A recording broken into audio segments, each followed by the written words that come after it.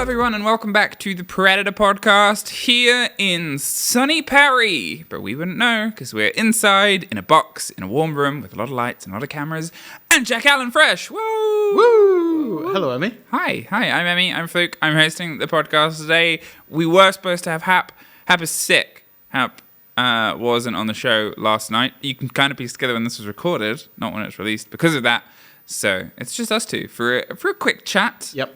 They didn't want to cancel everything because really what would have added? That's true. A little bit of white noise here. A little bit. No. We can make that possible. We hope he gets better soon. But if you are a familiar viewer, the first time that we sort of go through on this is the state of the play, where the sort of major leagues are at. And we're in the fun perspective now where a lot of them have ended. There's only two really that still have things to be decided. There's obviously more than that still going. So we'll start with a conversation about the teams that have found themselves at the top of the board already. NA, TSM, top there. Soniqs, SSG, and Mirage to the major. Yeah, there's a couple of funky ones in there from NA, Yeah. right? Like Mirage, they were second bottom, stage 1, 2, and then they've got to the top 4 in stage 3. They've had an absolute miracle run. They nearly threw it away as well. So NA was definitely a fun league. I love watching NA. You know, I know we dunk on them a lot. We do. We do dunk on them a lot. And it is all in friendly banter. But what I will say is, like, even before the stage, I would have said, like, there's 8 teams probably, maybe 7, that you could take to a major and would be competitive and on their day could go really far in the major. Those 8 teams being all of the NA teams that have kind of somewhat done something in the past 18 months. Yep. And then Mirage, Parabellum, and Beast Coast. Now, Mirage have kind of broken out of that mold. They're now in the top 4 as well. So it's, it was really good to see. I really enjoyed watching NA Stage 3, to be fair. Obviously, we do not get a couple of mainstays. XSET, OXG, Astralis, DZ are the 4 teams that, to be honest, with the years that they've had, it's a bit of a surprise. Yeah, absolutely. Yeah. I mean, you know, Dark Zero, Astralis both played out the final of Charlotte Major, right? Yep. You know, XSET, they've been quarterfinals the last 2 majors. Oxygen, I feel like... Big changes.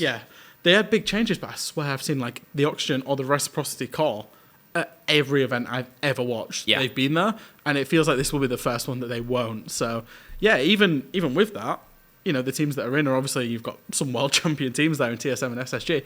It's kind of like, I honestly, like I say, I love the region, but it was mental the last couple of play days as to who was missing out and getting in. In terms of south of the border, Latin America, W7M, Liquid, FaZe, and Black Dragons, I believe, are the 4 off the top of my head. Yep, they are. Obviously, they're playing Copa Elite 6 at the minute, at the time of recording. So it's going on kind of sandwiched, the recording is sandwiched around Copa Elite 6 going on. Spoilers. Spoilers, yeah. I mean, look, it will probably be those 4 teams. It won't be. I don't think it'll be any of the Mexican or Sudamericano teams that go to the major.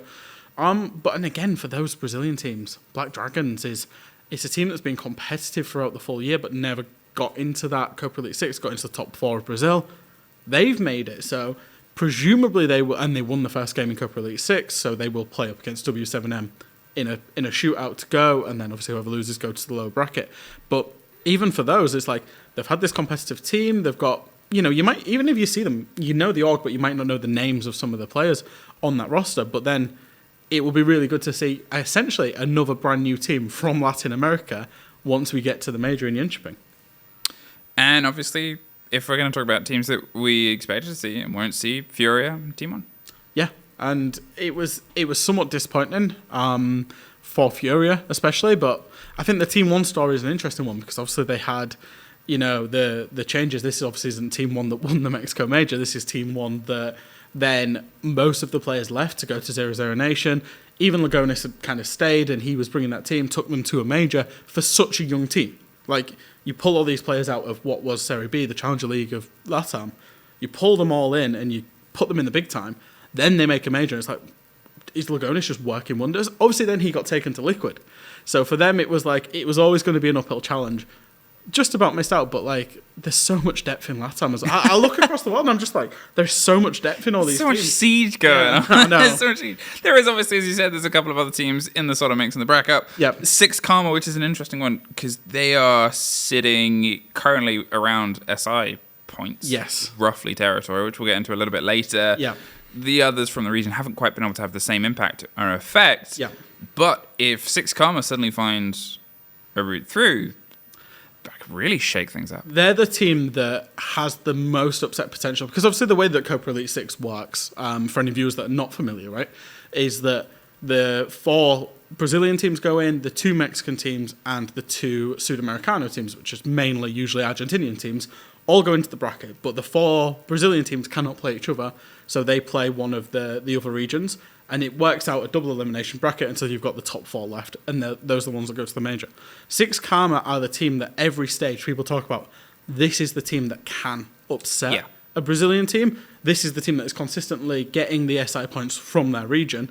And, you know, in a sense, there's a world where they could upset a team, go to a major, and then, you know, make SI. They're definitely the best hope from Mexico, well, and the Sudamericano as well. Yeah, and that's that sort of thing about it is the way the SI point system and distribution works is if they get to a showing and they put a bit of a performance in on a major stage, suddenly from that point added to the windfall of progression, they're, you know, as I said, they're the only team with a question mark potential that has not been to a major. Yeah.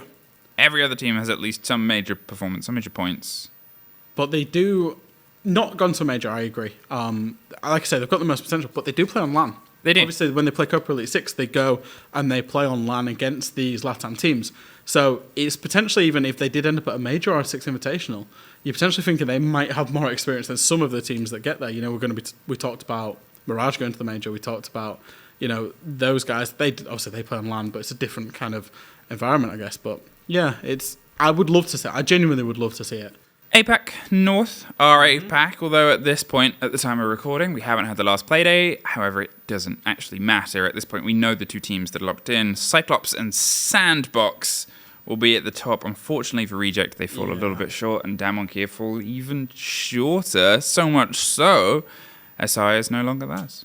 Yeah, SI no longer. They're going to have to go through open qualifiers more than likely. I think we got it officially confirmed, but obviously at the time of recording, there's 1 play day left. They play for something like 0.1% of a chance if the whole world just was...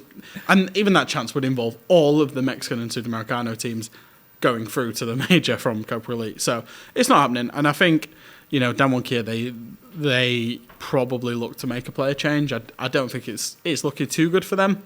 And then Reject, just so close. Nothing to be ashamed of, right? No, but I think we've all sort of fallen in love with Reject. Reject, you've sort of seen up and up and up and up, and it's like next year we're gonna get some great Reject, and you really want to see that roster grow because they're just fun. They're just fun to watch. But if you go back to March, right, the start of this year when they were getting stomped about by absolutely everybody, like they've come on such a journey. Obviously they made a player change here and there, but like the fact that they were even in the conversation and we're, you know, somewhat, I don't know if you can say disappointed, but somewhat disappointed this stage that they haven't made the major is like absolutely massive. Like they've done so well, and they're so fun to watch as well. Just as like the added bonus is they're great to watch and they've done so well. APAC South, we obviously have 1 team confirmed. Dire Wolves, a bit of a return of force.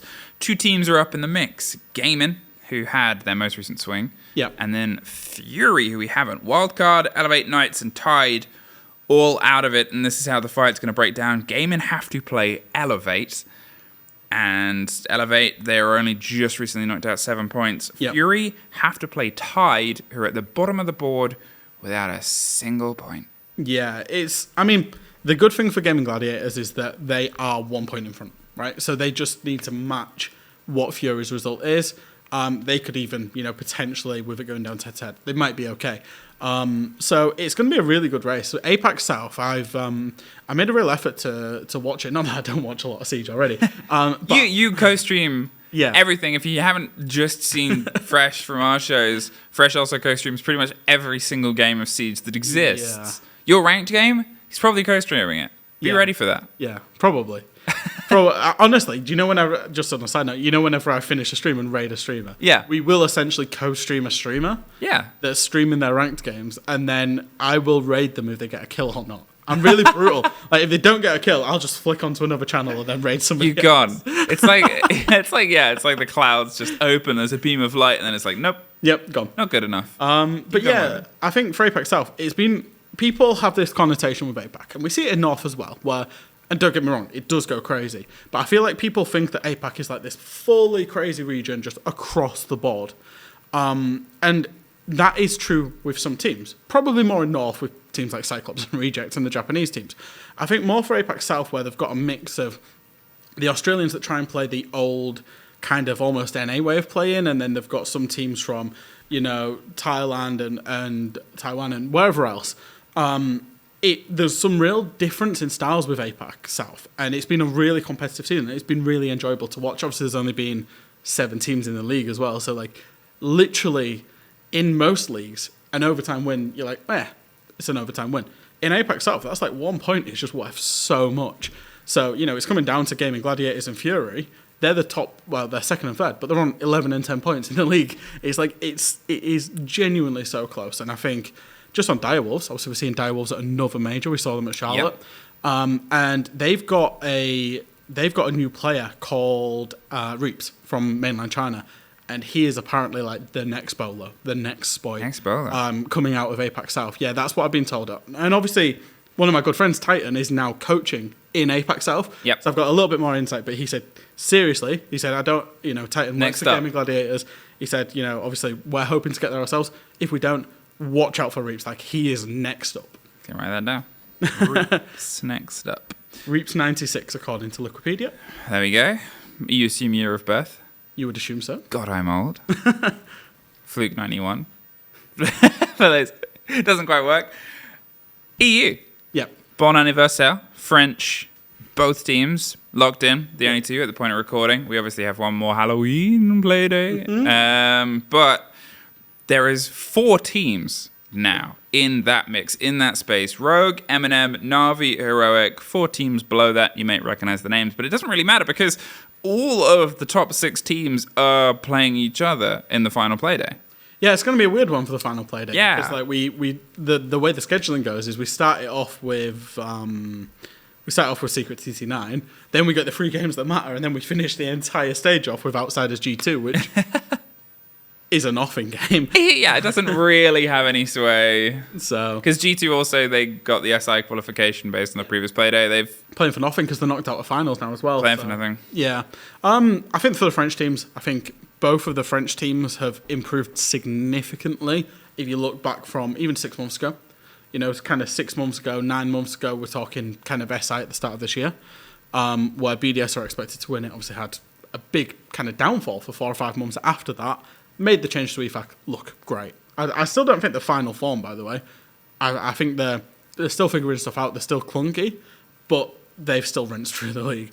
Wolves, they've only lost to BDS, right? And they look incredible on that front as well, where their team play is just something else. Like, I'll talk about it basically till the cows come home. And then we've got this big fight for third and fourth, right? Where it's kind of Rogue Eminem 15, Na'Vi Heroic on 13. But like you say, everybody plays each other. We've probably got a straight shootout Rogue Heroic, and that's it. I mean, Rogue playing Heroic, there's a difference of 2 points between them already. Eminem having to go up against BDS, Na'Vi having to go up against Wolves. Yeah. It's pick your poison. It's pick your method of death. None of these games are going to be easy. The highest stress is going to be the straight shootout. There's no 2 ways about that. But they're also playing for seeding. They're playing for this position, how they can lock in. Seeding didn't really matter for EU last time. Obviously, Rogue came in and won the whole thing off of 4th seed, if I recall. It was 4th or 3rd. It was one of the 2. Eminem might have been 4th, actually. Either way, Wolves were in the 1st, and then they were not really 1st out of the EU teams. They were sending their afters watching. So you hope we get an international Wolves. I hope so. And I mean, at the after party of Berlin, because we have fun. We have fun, and between all the dance offs and stuff that was going on, there was a lot of dance offs in the after party of Berlin. I had a conversation with both Helby and Laloon, and I think BB was there. I want to say as well, and it was just they were just talking about that project, and I think there's a lot of, this is just a more general point about Siege, right? There's a lot of like short term viewpoints about teams. People don't consider teams as long term projects. If you look at when Wolves picked up this roster, that roster, and when I introduced them, would have been, this is the roster that's like on the precipice of making top 4. This is a roster that definitely has the quality to jump into that top 4, but isn't consistent enough to do it. when I first came into the analyst desk for EUL APAC North, I said, this is the also-rans team. This is where they're just that mid-table team. You can rely on them. They might sneak into fourth. They might go to a major. And they did. That was back when they were with Vitality. And you look at them now, they've gone to every major. They're probably going to end up in first place in EUL. Like, the progression of that team, they're confirmed to SI. Like, the progression of that team to become from the 5th, 6th place team to actually really go and establish themselves as Wolves will get top 4. It's a question of which place they finish. They will go to the international events, and the big test is now at international events. That's like, I don't think they get enough praise for that, because there's like so much progress they've made as a team to actually become one of the best teams in the league. And like I say, they're still learning on the international side, but I think I have really, really high hopes for them going into Jonkoping. It's the really strange thing as well, to sort of phrase it from the perspective of the global stage, is they're the second rated on the global standings. They could potentially, I think, depending on the result at this major, overtake DZ. Now that DZ aren't going and Wolves are, I can't quite remember the entire difference of SI points between the pair of them. Obviously, DZ got a lot from winning a major. It definitely helps. But Wolves, they sit between two NA teams, DZ and Astralis either side of them. They've got a bit of a point difference between Rogue and G2, who have sort of had these slightly better showings on the international stage, but still not, outside of Rogue's major win, not fantastic. Yeah, I mean, if you look at that, like, if you look at Charlotte, and even speaking to the team in Charlotte, when they just signed with Wolves, everything was a bonus, right? Because that's where they were at mentally. And then, obviously, they were disappointed with Berlin. They were. There was no kind of two ways about that. They thought they should have beaten Exet on the day and then gone on into that semi-final against Rogue. And, who knows what would have happened, because it would have been a familiar opponent. And I think, realistically, this is a team that is consistently in the top whatever, consistently at international events, and then has got into the top 8 in the last one. I really do believe... Do I stand here and say it? Because I think the last time that predictions were made pre-major on this podcast, it went disastrously wrong. Is there a world where I see Wolves winning the entire thing? Yes, I think so. Because I think they've worked on their map pool. They've worked on the obvious pain points that have stopped them, the limiting factors, and their underlying team play, their underlying kind of methodology and how they see the game, I think is like suited to the matter as well. Which is like, I feel like everything has and will align for Wolves for this major. Do I say it because I'm known as a bit of a Rogue fanboy? I think they'd potentially do better than Rogue if Rogue would qualify. Yeah, I guess it's the nature of Rogue is they had their run. People weren't really sure how to deal with them. The gameplay, it was fresh. There was Spoit, obviously came in on a debut and then did that, which nobody's done before. And you sort of have this understanding of a team who maybe those games are ones that get guessed, they get sort of pieced together. There's however many times you can sort of say, our game isn't built on prep or in terms of practice and scrims and deep things. They obviously have a lot of synergy playing together, but they go from it from a different angle. And how bulletproof is that? Yeah, is the question. Changes things, right? Like, because if you look at Rogue Stage 2, they're this team that is like, they missed out on the major Stage 1 despite playing good Siege. They've got this new up-and-coming kid, they've got this new style in Spoit, and their journey, they went on that, we've got the new style. We're not the team that everyone wants to beat. At the time, that was probably BDS, maybe G2. And then they had this kind of ability to save a load of maps. They played a load of Clubhouse in Stage 2, limped into the major, and then had a massive map pull through the major that they were able to pull out. That game against Exet in their group, where they were able to just go, right, Villa's been our permaban for the last year. Let's play it, and we'll beat them on it because we're good at it. But we've not been showing it. Look at Rogue now, Stage 3, and I think this is maybe why we're seeing some inconsistency, is that they're the team, they're the champion team that everybody wants to be, right? Everybody raises their game when they play Rogue. Literally everybody, apart from, I think, BDS, when Rogue stumped BDS. But if you look at, the Navis of the world, the M&Ms of the world, where they're just hanging in the game forever because they really want to beat the top team. So Rogue have got that to deal with. They've got the pressure of being the team. They've not got the map pool that they can save. This kind of new playstyle is now somewhat known at this point because it's been 3 or 4 months. And I think those are the hurdles that Rogue have to get over. It's why we see most champion teams in Rainbow Six actually fall off. So I think the fact that Rogue are even still in the mix is a testament to them. Hopefully, for Rogue, they do get there because they are obviously a quality outfit. But I think they're dealing with some new issues that they've not dealt with before, which I think is actually really kind of curious. And it makes you kind of think about, just as a tangent, the teams that have had sustained success, Dynasty teams, G2. Yep. But, you know, even teams that was like Empire back in the day, FaZe have obviously been in a lot of finals and a lot of back end of the tournaments. How they dealt with that kind of those issues for a prolonged period of time is actually really impressive. Talking of new experiences, only for us two. And now we can talk about it at this point because the blog announcement has gone up. We're going to Canada. Montreal, SI, back in play spell. Yeah. The return of the cold Canadian February. Prepare your jackets. All of these teams from hot countries and all of the viewers that might find their way around. We've never been. I've been. Well, okay, we've never been on this side of the thing. No, never been on this side. No, you've been in as a viewer, though. No, I was on G2 when we went. Really? Yeah. I swear you were just a viewer. No? Well, yeah, because G2 got knocked out. Yeah. So... That's what I meant. Yeah. Great. I mean, yeah, look, obviously I went, we did the group stages in the first part of playoffs when I was at G2. And then we got knocked out and I never got to the main stage. I did get on the analyst desk at the main stage because I took a picture on it beforehand. There you go. You know. Who would have believed your journey would lead you 3 years later? Here. Yeah. We might not be working. Yeah, we might not. We might be fired. It's a few months away. You never know what could happen. Yeah. But on the prospect that we're going back to Canada. Is there, well, your warnings? It's very cold. It really is cold. I think there's a certain romance about it because it is so cold. It's why whenever, it's kind of hard to put this into words, but if you ask anybody from the community, what's the best event? It's SI. And they're like, but it's minus 26 degrees. Why would you want to go there? And there's just this certain romance of just the community, the siege, everything. Milos loves it. Yeah, I love it. As soon as I found out that it was Montreal, I was like, I can't wait. And the only thing I will say is don't share a taxi with Doki. Because when we arrived in Montreal, we got an Uber or a taxi from the airport to the hotel. And Doki threw up in the Uber. So I've just thrown Doki under the bus there. The first time that we went to SI20.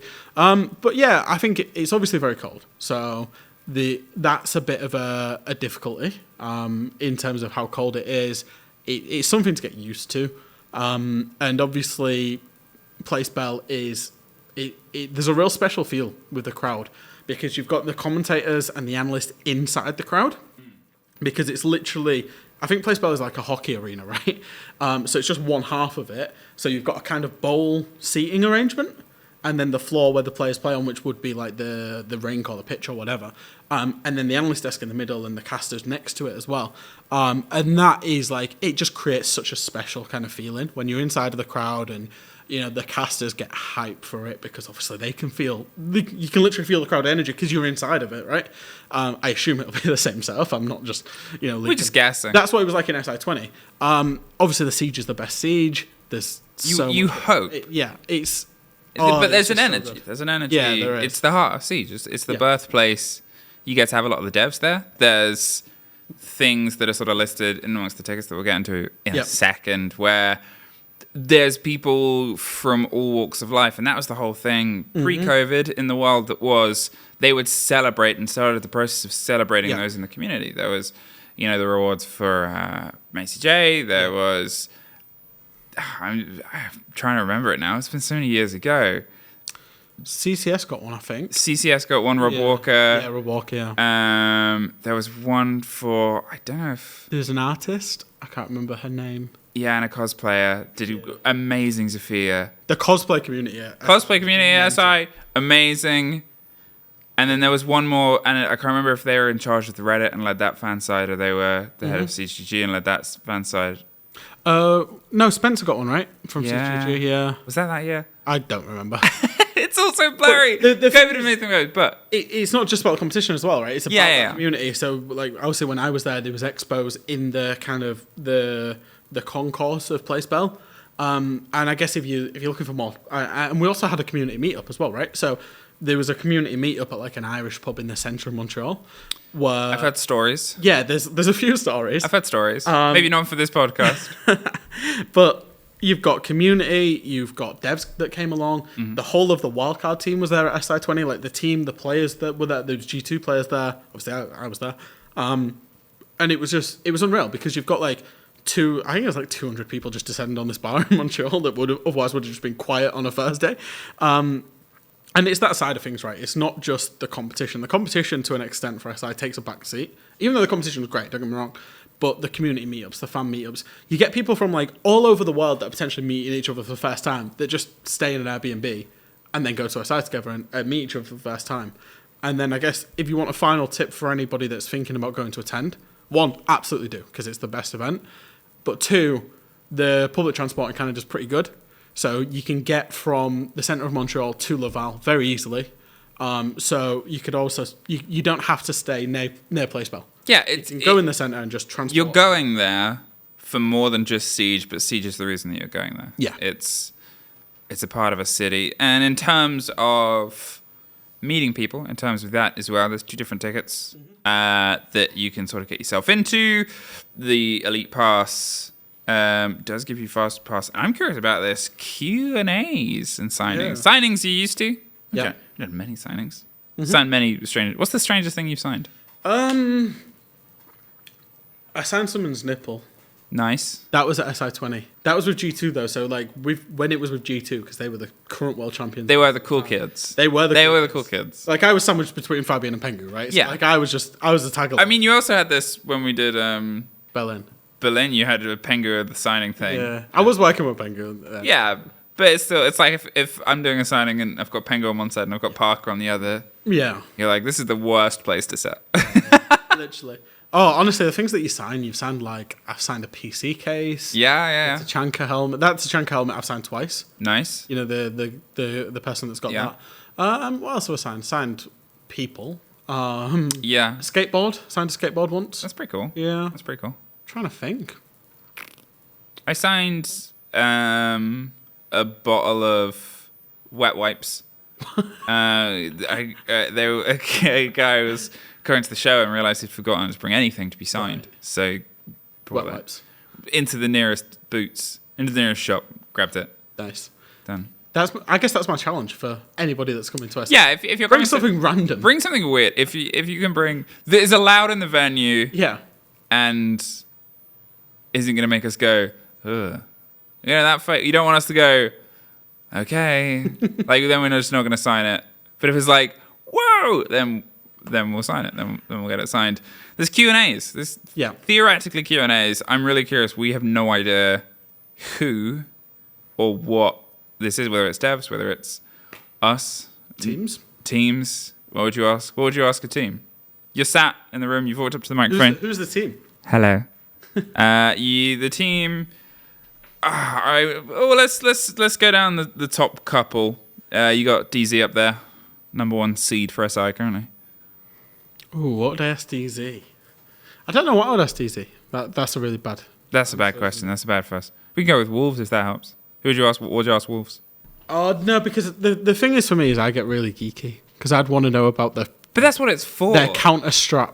That's what it's for. Their counter strat theory and how they think about the game and their analysis and their spreadsheets. But then they're also going to give a really generic answer because they don't want to talk about that. No, it's like Nello. When Milos asks Nello a question, Nello goes, I'm not going to answer that. Yeah, I would want to know from Wolves. You know, have you seen them on the timeouts where they're doing the running thing? And yeah. I want to know what music they're playing and who's invented this and why they're doing that. I like it. I love it. Yeah. I want to see you do it on the main stage. Kind of same as Rogue doing the punch at the camera, right? It just takes you. Well, Rogue are also doing this. What's that? They were like washing their hands in the game versus Wolves. Oh, right. Why? I don't know. I didn't ask. You can ask Leon. Watch the clip at the end of the first round and you see them start doing that and then Leon starts going like that and then they all start going like that. And no idea why. But then the rest of the game, it sort of went away from them. So they've probably, there wasn't too much more. Did you ever see like the soccer, was it Soccer AM? I can't remember who did it, where they would interview like Q&A with players and stuff like, who smells the most? Who's the best dressed? Yeah. Loads of generic stuff like that. Like, who's the worst singer? Out of talent, who's the worst singer? Me. Yeah. By far. I like singing. But you don't stop singing. No. I like doing it. Singing is confident. Really bad at it. I hate when people tell you to stop singing. Yeah. I stand by you. Yeah. I get that. I mean, I must have been quite annoying in Berlin when I was creating a lot of songs. Creating a lot of songs about Rogue, but it was fun. So they won. Yeah. How do you know you're not the glue? That's true. That's true. Tristan, if you're watching, Fresh is the glue. I did message Leon last night. 'Cause Really? obviously, Rogue lost to Secret last night. They did. And they could have had the major tied up and done. And I did message Leon and I said, you would have qualified for the major already if you'd stuck to the bet and dyed your hair pink. And he said, probably. So You never know, the magic of it all.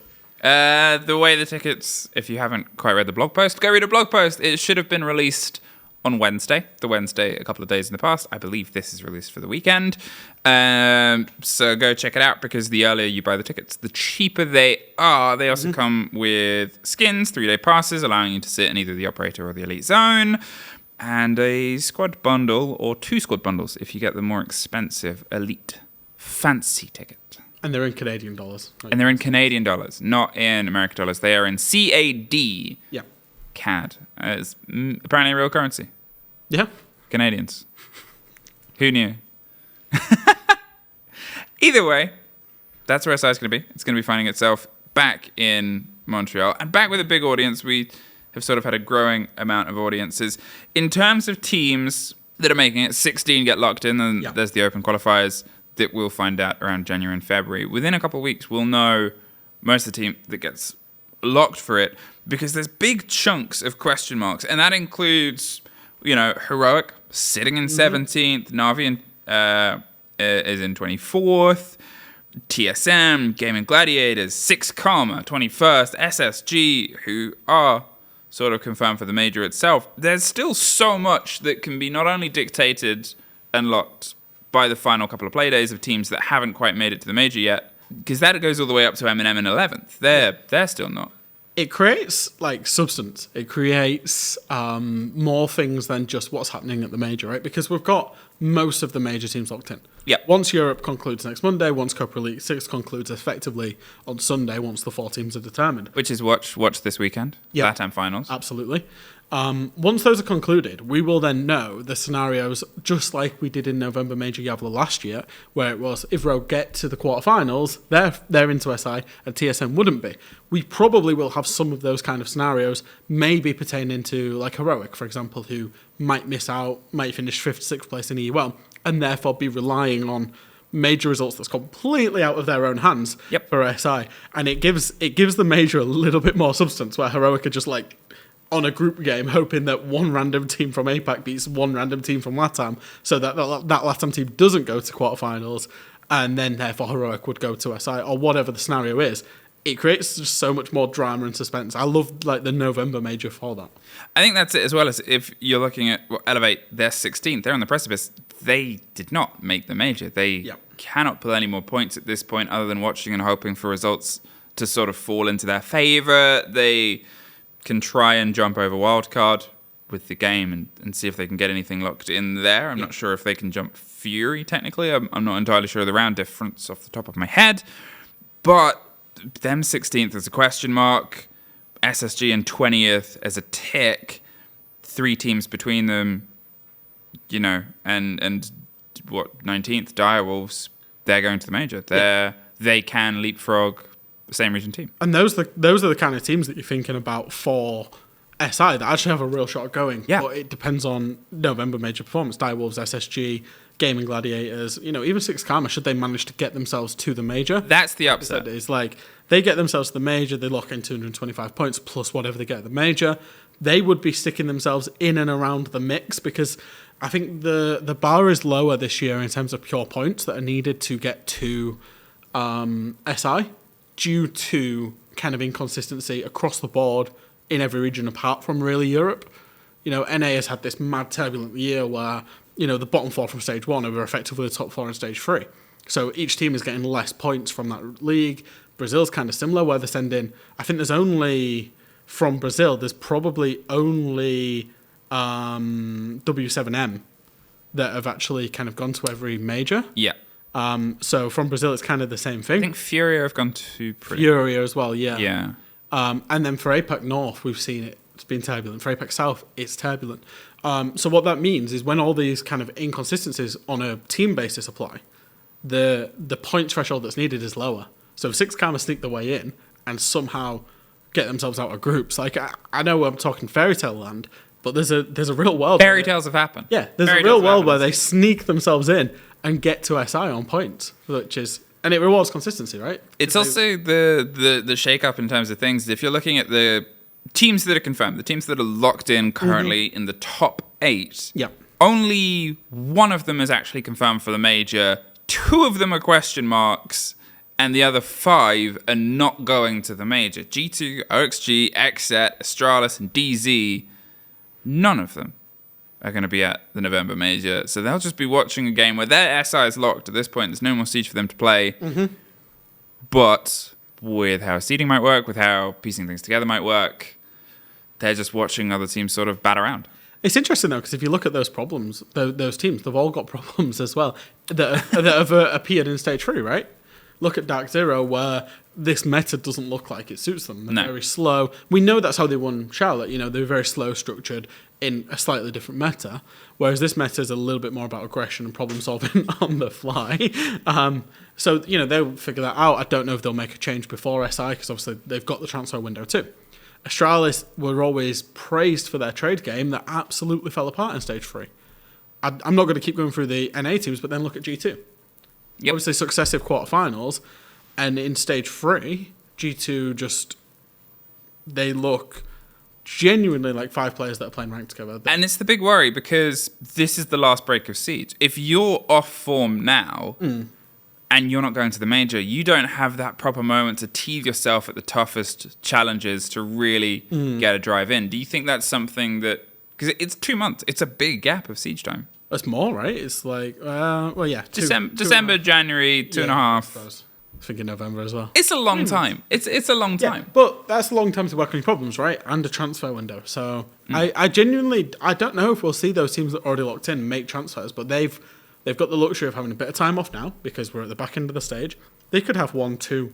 They can really, if there's any teams that are thinking, we're suffering from an intense schedule or whatever else, take a decent chunk of time off, watch the major, have a light schedule to bring it back in, and then you've still got 2 months. You've still got December and January to be working through that, obviously with holidays and whatever else going in. But yeah, I think the curious thing for me is, will they make roster changes?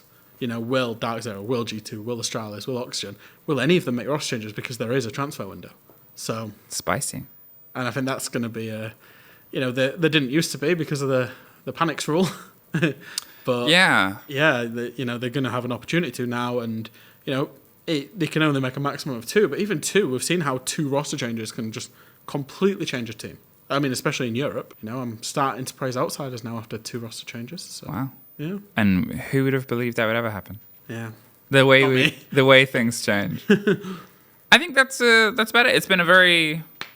We were talking rankings, we're talking rosters, but it's the period of the year. As you said, we have 2 more play days that are very exciting on the grandest scheme for SI because of how exciting the November major is, because of how much it dictates what can happen for SI. Watch the Latin American Finals this weekend. Watch EUL on Monday. APAC South. Has it happened? What day are we on? What day is it? Thursday. It would have happened. Don't watch APAC South because it was yesterday. But I hope you did watch APAC South. But this is the exciting moment. And then November Major, because it's not just who wins the major, but that big, ominous, looming, knock at the door of SI rankings. It's here now. Yeah. There's no running. There's no next stage. There's no next stage. Spicy. And just a load of open qualifiers to go. And then just a load of open qualifiers, which you'll co-stream, I assume. Probably. Yeah. Who wins SI? Who wins SI? Not to put all the pressure on you. Well, I've got to pick a team that's already qualified, right? Yeah. I mean, theoretically, you could take a punt. I could take a punt. Demo chose CAG. They're not locked in, but they're 10th. Demo's a silly man. Look, I think... who wins SI? FaZe. FaZe? Yeah. It's a really safe pick. It is a very safe pick. They're probably the odds on. Yeah. They'll always be in the conversation, I think, with FaZe. If you want me to take a punt, I genuinely believe in this Wolves project is going somewhere really good. So Wolves, if you wanted me to be really out there, Wolves will win SI. All right. And on that, I think it's time for us to wrap it up. It's been a wonderful chat. Get better and watch this because at least we're nice to you at the very end.